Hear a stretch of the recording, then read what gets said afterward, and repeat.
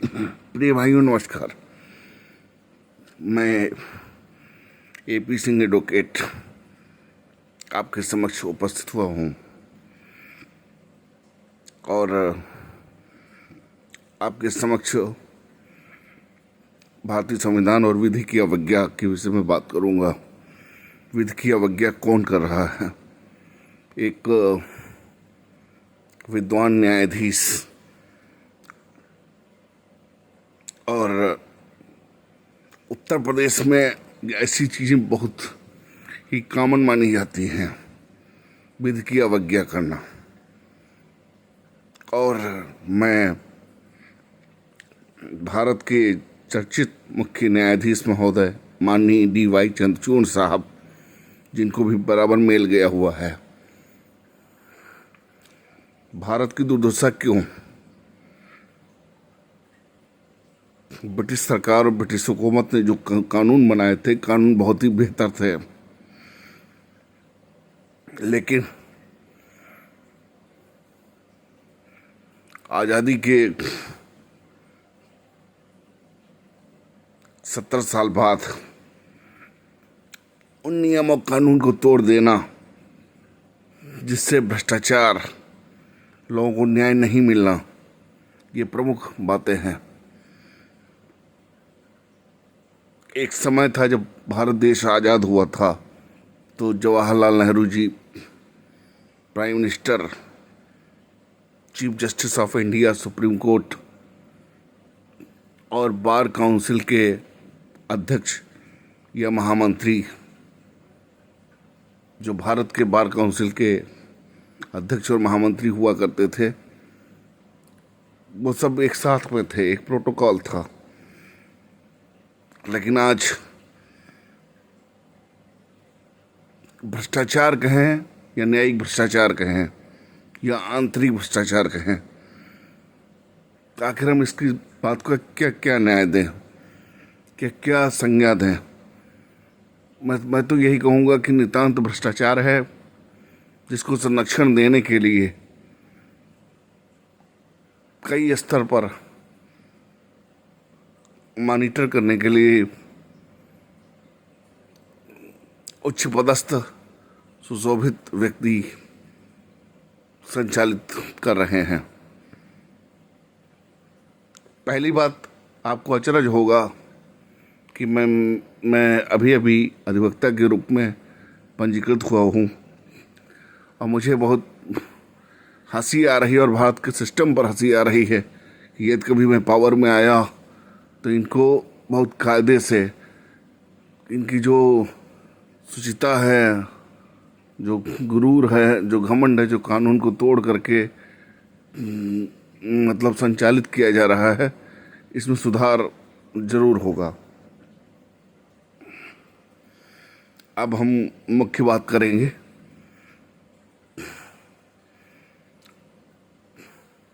जनपद सीतापुर, उत्तर प्रदेश। उत्तर प्रदेश का नाम इसलिए लिया है जिसकी पहचान है सबसे ज़्यादा भ्रष्टाचार,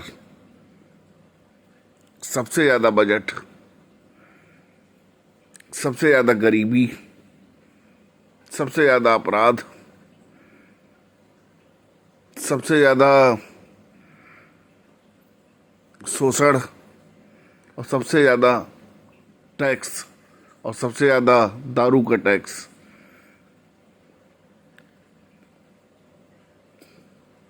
और इसमें दो भाग हैं, पश्चिमी और पूर्वी उत्तर प्रदेश। पूर्वी उत्तर प्रदेश हर चीज़ में आगे है, चालाक है। पश्चिमी उत्तर प्रदेश किसान है, जिसका दमन सरकारें कर रही हैं, न्यायिक व्यवस्था कर रही है और शोषण कर रही है। शिक्षा के क्षेत्र में महंगाई प्रमुख मुद्दा, मानव जीवन को प्रभावित कर रहा है जातिवाद का जहर, दूसरा मुद्दा। यहाँ पर आम आदमी की मृत्यु पर कोई सरकार को चिंता नहीं होती, भ्रष्टाचार पर कोई जवाबदेही नहीं है। अगर आपने भ्रष्टाचार पर जवाबदेही मांगी, अब हम आते हैं सबसे पहले उत्तर प्रदेश के यशस्वी मुख्यमंत्री के पास, जिनका एक पोर्टल है जन सुनवाई। उत्तर प्रदेश में 330 विभाग लगभग हैं और उससे ज़्यादा होंगे, लेकिन जन सुनवाई पर महत्वपूर्ण विभाग 20 से 25 हैं, बाकी सब गायब हैं। मैंने आज आरटीआई मांगी हुई है। दूसरी बात, मैं माननीय उच्च न्यायालय खंडपीठ लखनऊ की बात करूंगा, क्योंकि उससे जुड़ा हुआ मामला है। आपका मुकदमा या आपका नाम किसी भी फर्जी एफआईआर में दर्ज होता है और आपका वास्तविक नाम जो आपके अंक पत्र पर है, तो वो ना एफआईआर में है ना आरोप पत्र में है। इसके बावजूद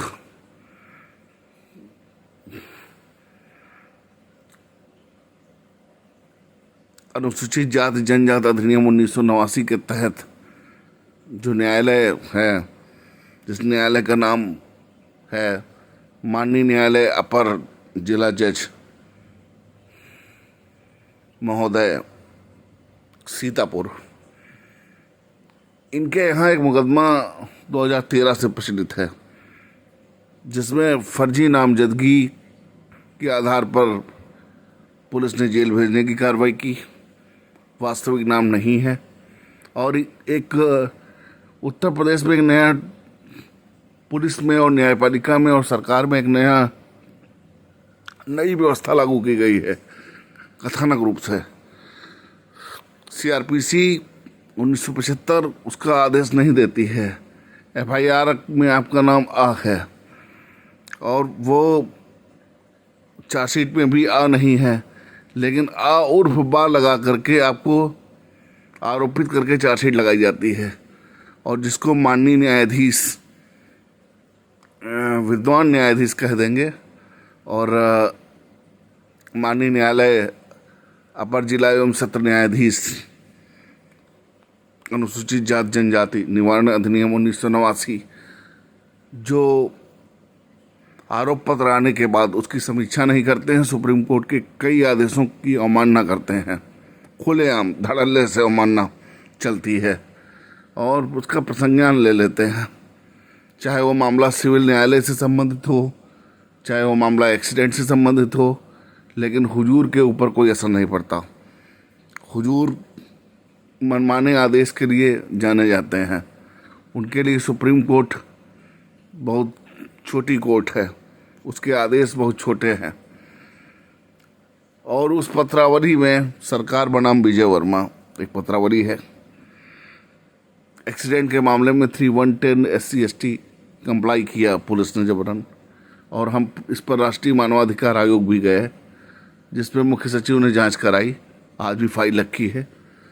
और इसके बाद में इस फाइल में तमाशा है कि एक्सीडेंट के मामले की सुनवाई SC/ST में हुजूर कर रहे हैं। और हुजूर से जब अपील के लिए, और मज़े की बात यह है कि लोग पुलिस से परेशान होते हैं या किसी अन्य चीज़ से परेशान होते हैं तो वो न्यायपालिका जाते हैं, और न्यायपालिका में जब भ्रष्टाचार हो तो क्या हो। अब यहाँ पर जब आरोप तय किए जाते हैं तो हुजूर का मतलब ये है कि भगवान, और भगवान के सामने जो है सादे पन्ने पर पेशकार साइन करा करके आपके आरोप तय कर देता है। और वकीलों की बात बताएं, कुछ अधिवक्ता ऐसे हैं जो न्यायाधीश चाहते हैं उनके हिसाब से, उनके इशारे पर चलते हैं, उनके आधार पर चलते हैं, बाकी उनसे कोई मतलब नहीं रहता। और एक पहले महान विद्वान ADJ साहब का नाम मैंने बता ही दिया था, वर्मा जी का, जो ओपन कोर्ट में हाजिरी माफ़ी खारिज नहीं करते हैं। इसी तरीके से इस फाइल में प्रवेश कुमार वर्मा एडवोकेट ने FIR की कॉपी, आरोप पत्र की कॉपी, और जो चार्ज फ्लेम किया गया है कोर्ट द्वारा उसकी कॉपी, इसको उन्होंने जो है 22-23 नवंबर में दाखिल किया था कि इसकी नकलें मिल जाएं, और मैंने ऑनलाइन पेमेंट भी किया था। इसके बाद माननीय न्यायाधीश अपर जिला एवं सत्र न्यायाधीश महोदय, अनुसूचित जाति जनजाति निवारण अधिनियम 1989 सीतापुर, इससे संबंधित पत्रावली अपने चैम्बर में रखे हुए हैं और उनके लिपिक आकाश द्वारा कहा गया कि साहब ने मना किया है, इसकी नकलें हम जारी नहीं करेंगे। इसकी जानकारी मुझे प्राप्त होती है तो मैंने तुरंत परम आदरणीय माननीय रजिस्ट्रार जनरल को ईमेल किया, इलाहाबाद चीफ जस्टिस साहब इलाहाबाद हाई कोर्ट को ईमेल किया, सुप्रीम कोर्ट को ईमेल किया और राष्ट्रपति भवन को ईमेल किया। राष्ट्रपति भवन में पता नहीं कौन सी लाचारी आ गई है, अब किसी पिटीशन का जवाब देना राष्ट्रपति भवन उचित नहीं समझता और ना ही प्रधानमंत्री कार्यालय। चूँकि मैं मानवाधिकार संगठन को भी संचालित करता हूँ, राष्ट्रीय अखिल भारतीय मानवाधिकार न्याय एवं विधि सुरक्षा संरक्षण ट्रस्ट, उसका मैं मुख्य ट्रस्टी हूँ और वो भी मैं कोई पैसा नहीं लेता हूँ और फ्री में सेवा है ये। तो न्यायपालिका की ये दशा है कि अगर आप supreme court high court appeal करना चाहते हैं तो आपकी जो नकल व्यवस्था है तो उसको जो आप नकल आवेदन कर देते हैं टिकट लगा करके 50 या 100 रुपये इमरजेंसी में लगते हैं टिकट। इसके बावजूद एक न्यायाधीश को क्या अधिकार है नियम तोड़ने के कि वो जानबूझ करके आपको नकलें न दें। आप CRPC की धारा 482 के तहत याचिका हाई कोर्ट में फाइल न कर सके, सुप्रीम कोर्ट ना जा सके, ये कैसी दादागिरी है। और शिकायत करने के बाद कोई कार्रवाई नहीं हो रही, इसका मतलब क्या है? व्यवस्था को इतना भ्रष्ट बना दिया गया है कि आम आदमी को कोई भी न्याय नहीं है। दूसरी बात, 5 बजे हर अदालतें बंद हो जाती है, 5 साढ़े 5 बजे, और हुजूर की अदालत रात 9 बजे तक खुलती है। आपको हुजूर नकल देते हैं 5 बजे और मुख्यालय यहाँ से पड़ता है 60 से 70 किलोमीटर दूर और किसी किसी का 120 किलोमीटर और 150 किलोमीटर पड़ता है। हुजूर को इस बात से परवाह नहीं है कि किसके साथ क्या होगा, लेकिन एक दादागिरी है और प्राइवेट हैंडों से काम लिया जाता है। समस्या इस बात की है सभी न्यायालय में, सुप्रीम कोर्ट बहुत स्पष्ट कह रहा है कि प्राइवेट हैंडों से काम नहीं लिया जाएगा, लेकिन अगर सीतापुर हाई कोर्ट को देखा जाए और उनसे संबंधित अदालतें देखी जाएं तो हर जगह पर प्राइवेट हैंड लगे हैं। तो प्राइवेट हैंडों की वजह से क्या गोपनीयता भंग नहीं होती है?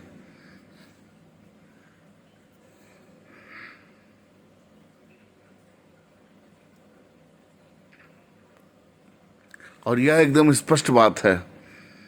तो मैं स्पष्ट रूप से इलाहाबाद हाई कोर्ट को, जो मैंने ईमेल आईडी से AINHR24news@gmail.com से ईमेल किया है कि परम आदरणीय श्रद्धेय माननीय न्यायाधीश महोदय, माननीय अपर जिला एवं सत्र न्यायाधीश महोदय, अनुसूचित जाति जनजाति निवारण अधिनियम 1989 सीतापुर, जिसकी मतलब संज्ञान लेने के लिए माननीय जिला एवं सत्र न्यायाधीश महोदय सीतापुर को भी ईमेल की गई है। इन्होंने किस अधिकार से मेरी पत्रावली अपनी चैम्बर में रखा हुआ है और जिसमें मेरा वास्तविक नाम भी FIR और चार्जशीट में नहीं है,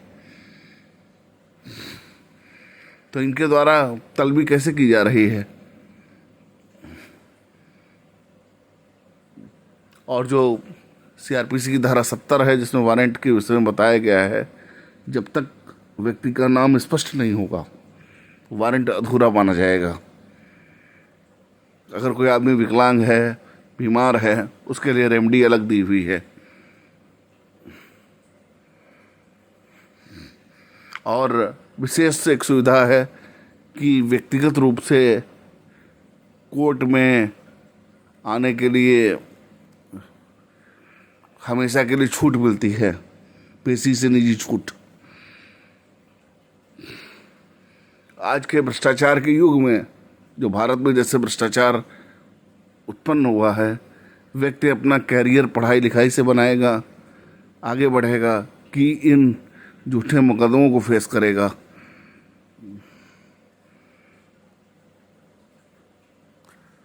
शत प्रतिशत अनुसूचित जाति जनजाति के फर्जी मुकदमे हैं, जिसका मुख्य कारण है उत्तर प्रदेश राज्य सरकार और भारत सरकार द्वारा जो सहायता राशि दी जाती है, यह भ्रष्टाचार का एक कारण है। कुछ लोगों ने इसको धंधा बना लिया है, लेकिन इसकी आज तक ना तो सीबीआई जांच हुई, ना सीबीसीआईडी इंक्वायरी हुई, क्योंकि जो अनुसूचित जाति जनजाति के अधिकारी हैं, डिप्टी एसपी हैं, एसपी हैं या न्यायिक मजिस्ट्रेट हैं, उनकी धारणा हमेशा ओबीसी के प्रति सही नहीं रही है। जानबूझ करके वो फंसाते हैं और शासकीय सहायता का दुरुपयोग करते हैं। और इस बात को कई बार मेरे द्वारा उठाया गया है, लेकिन किसी के कान तक ये आवाज़ नहीं जा रही है। तो मैं चाहूँगा कि इस बात का स्पष्टीकरण इलाहाबाद हाई कोर्ट माननीय न्यायाधीश से प्राप्त करे कि मेरी पत्रावली अपने चैम्बर में क्यों रखी गई, नकल समय पर क्यों नहीं उपलब्ध कराई गई, और जो शिकायत आई है उस पर क्या कार्रवाई की गई है। और मैं बार काउंसिल ऑफ इलाहाबाद और सभी अधिवक्ताओं का सहयोग इसमें चाहूँगा।